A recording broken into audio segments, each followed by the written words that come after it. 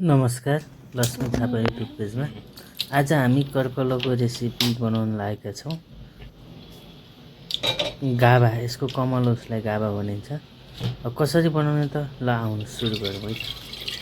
चाहिने सामानहरू देखाइसके, टमाटर, आलु, प्याज अनि पखालेर यसलाई कमलो छ भने डल्लो पार्ने, नभए काट्दा पनि खनाउन पर्दैन, भिडियोमा यति देखाउनु के निकाल्नु छलछल्ती पखाल्ने। साथीहरू यसलाई कसरी हाल्छ लिइसकेपछि पुनः पानीले पानी पनि अमिलो हुन्छ के धोइसकेपछि यसरी हालेर हातमा तेल लगाउनु चिलाउने भिडियो देखिनु तरिकाले हाल्नु खुजुली पनि अलिक कम भएर जान्छ।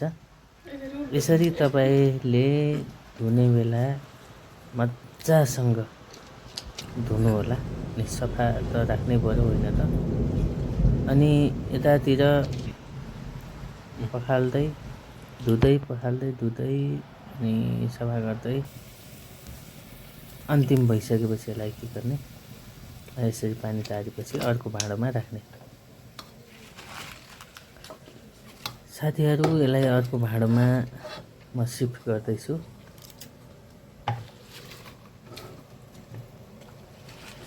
अब यो पूर्ण रूपमा धोएर सिद्धिसकेको छ।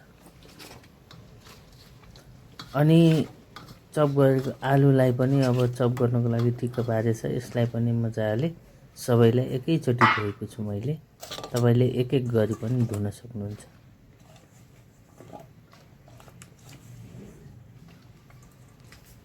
धोएको आलुलाई अर्को भाँडोमा राखेको छ। प्याज, आलु, टमाटर, लसुन सबैलाई एकैचोटि धोएर राखेको छ। अनि प्याज यहाँ चपिङ गर्नु पर्यो, मसिनो धेरै मसिनो पर्दैन, हल्का पातलो गरी चपिङ गर्नु होला। यही हिसाबले यसरी चप गर्यो भने त्यो गोल्डन ब्राउन भएर फुट्छ। काटेकोलाई मैले प्लेटमा खनेर राखेँ। अनि देख्न सक्नुहुन्छ यहाँनिर टमाटर पनि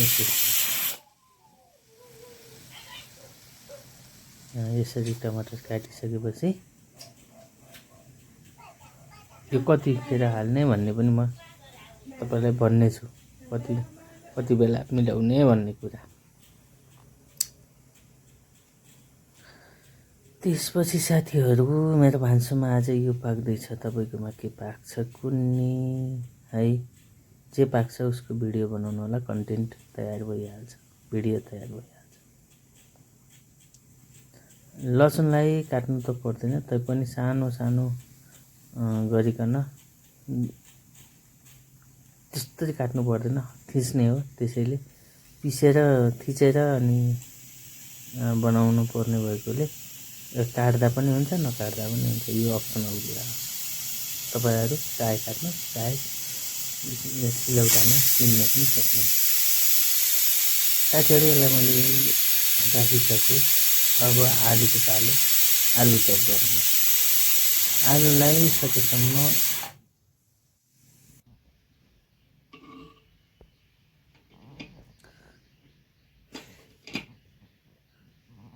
एकछिन यसलाई सिटी लगाएपछि मैले सिटी फालेको छ। अब यसलाई हल्का बाफ निस्केपछि हेर्नुहोस् साथीहरू पाकेर अब यो चाहिँ गलेको सङ्केत आयो। पहेँलो किन भएको भन्दा पहिले नै अलरेडी बेसार हालेका छौँ।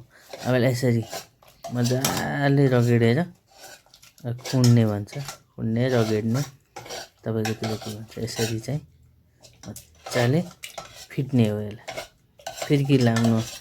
फिर्की छ भने फिर्की लाउँदा पनि हुन्छ, नभए डाडुले यसरी मजाले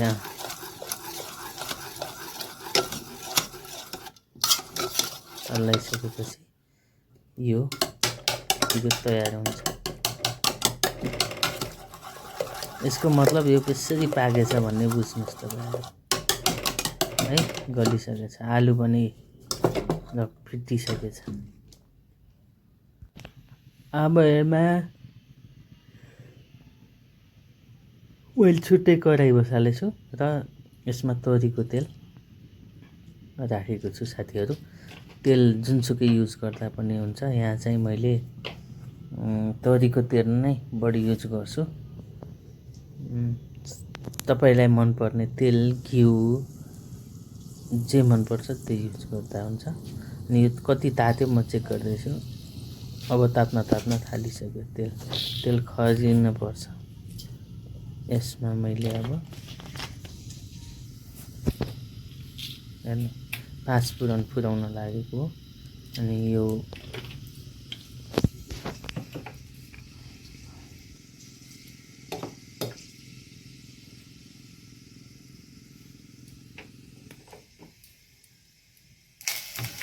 पाँच फुरन हालियो।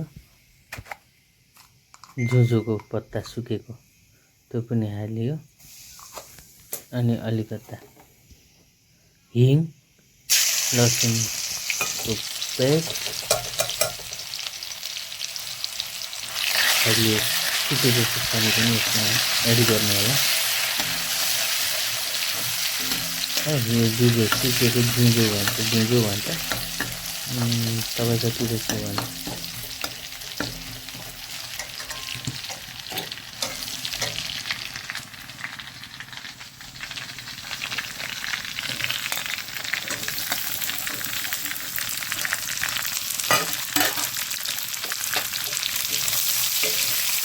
जिम्बु हो है, त्यो जुजो भनेको जिम्बु हो। अनि यसलाई प्याज सबै मिक्स गर्दाखेरि मैले हल्का गोल्डन ब्राउन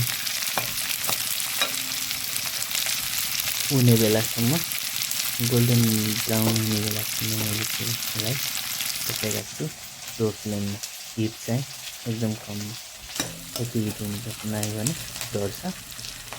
हिङ राखेछ, जिम्बु राखेछ अर्थात् जुजो, लसुन, मिठी, त्यसरी ल्वाङ टिप्नु एक्स्ट्रा हो। मैले यो बिर्सेर सुकेको खुर्सानी पछि राखेँ, तर पाक्छ। अहिले राख्दा पनि राम्रो, अहिले राख्दा पनि हुन्छ।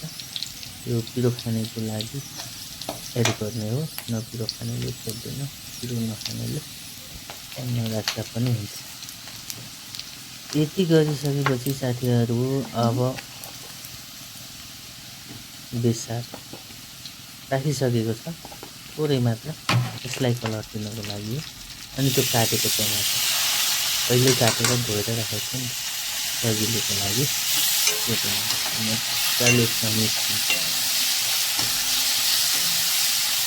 गोल्डन ब्राउन भएपछि हाल्नु है 2 मिनट। प्याज सबै मसला पाकेपछि अब यो मजाले यसरी पाके अनि हामी साथीहरू सजिलो छ। अब यो हल्लायो अनि पकायो, रेडी हुन्छ। धेरै पकाउनु पर्दैन, अब यो पाकिसकेको छ।